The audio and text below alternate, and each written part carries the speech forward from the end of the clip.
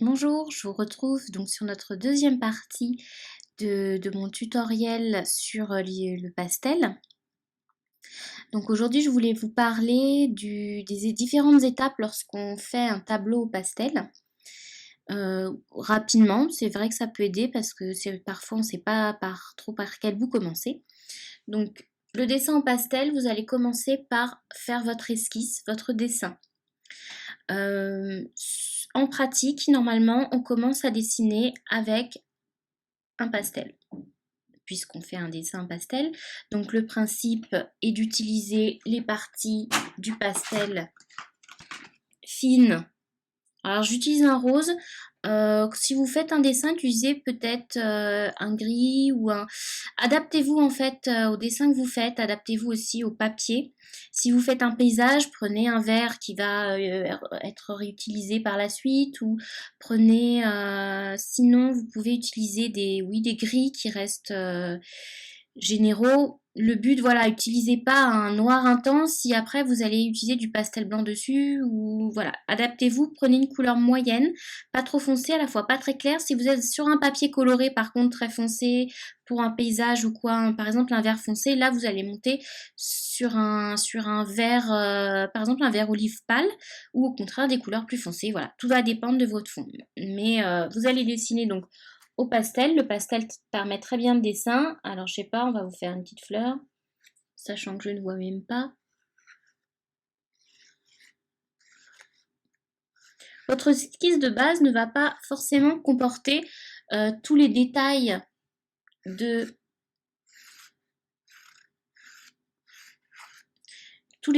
votre dessin, mais il va mettre en place les principaux éléments. Et c'est là-dessus qu'on va venir travailler notre pastel. Alors, personnellement, je suis moins à l'aise sur le dessin au pastel et moi je dessine au crayon. On pourrait me le reprocher parce que on peut voir les traits du crayon, bon, moi j'utilise un crayon, je m'arrange pour utiliser un crayon de manière fine, donc de ne pas appuyer trop fort, voilà, et d'estomper mon crayon au maximum à la fin avec une gomme mi-teint de manière à ce que le tracé soit très fin. Donc, bon, ça peut se voir surtout si je travaille sur des couleurs claires, mais généralement ça passe beaucoup plus discrètement et du coup, je vais beaucoup plus dans les détails dans mes dessins. Maintenant, si on se fie aux bases de la technique du pastel, les détails, on va les faire progressivement au pastel et non pas dès l'esquisse. Bon, à vous de choisir. Moi, je me sens plus à l'aise de cette manière-là. Et comme je suis quelqu'un qui est plutôt souple dans les techniques, et ben si j'y arrive mieux comme ça, je fais comme ça. On me le reprochera ou pas. Je vous donne mes astuces et mes conseils. Donc moi, je fais comme ça. Donc une fois que vous avez votre dessin, donc soit au pastel, soit au crayon, vous allez pouvoir commencer à appliquer vos différentes couches de pastel parce qu'on va pas mettre une couche et c'est fini. On va passer par plusieurs couches. C'est le principe du pastel, par couche de préférence légère, parce que si vous mettez trop de pastel d'un coup, ça va gorger votre papier et vous pourrez plus en mettre. Je vais essayer de vous montrer ce que ça peut faire. Admettons que, alors je sais pas, là j'ai du bleu et du rose, je voudrais faire un truc un peu violet. Bah, si je mets trop de pastel,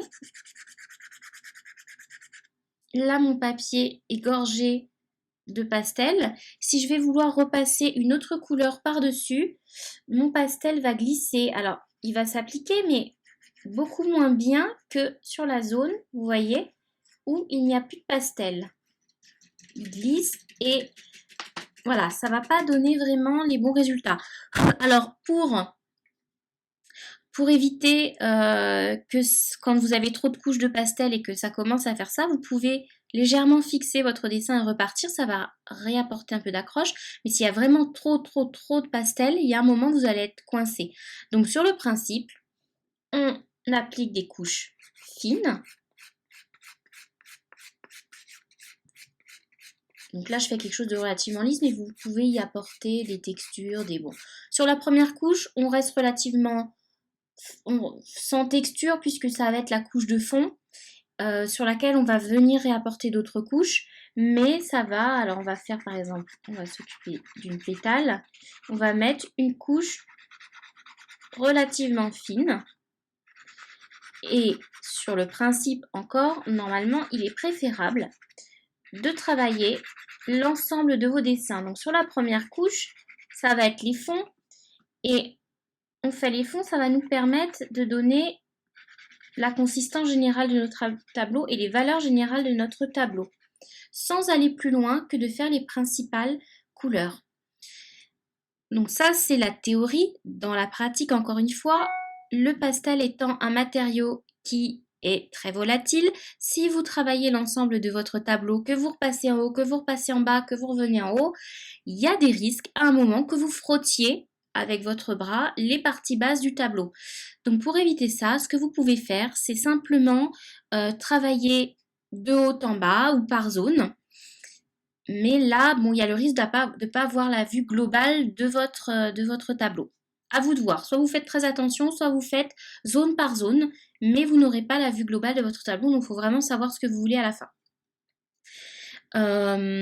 Donc, première couche, on fait une première passe qui va donner la valeur générale. Ensuite, on va venir travailler soit avec le même pastel parce qu'on va vouloir donner de la profondeur, soit en règle générale, on va réutiliser un autre pastel d'autres valeurs. Les pastels étant, alors c'est dommage, là j'ai commencé avec un très clair, généralement on commence plutôt par des couleurs foncées ou moyennes et on va jusqu'au plus clair, ce qui va nous permettre de donner de la luminosité au tableau. Bon, maintenant il n'y a pas de règles en particulier. Et sur le principe, on va venir travailler alors là je fais la pétale, notre pétale au fur et à mesure, on va pouvoir lui donner différentes couleurs et on va passer autant de couches que nécessaire, mais toujours des couches fines, de manière à lui apporter la couleur finale et l'aspect de texture finale qu'on veut lui donner. Donc on passe, on repasse et on continue à repasser. Et au fur et à mesure, donc vous voyez, là j'ai fait très rapidement bien sûr, ma pétale. Et on finira, j'en ai pas ici, par vraiment les touches de blanc qui vont donner les touches de lumière.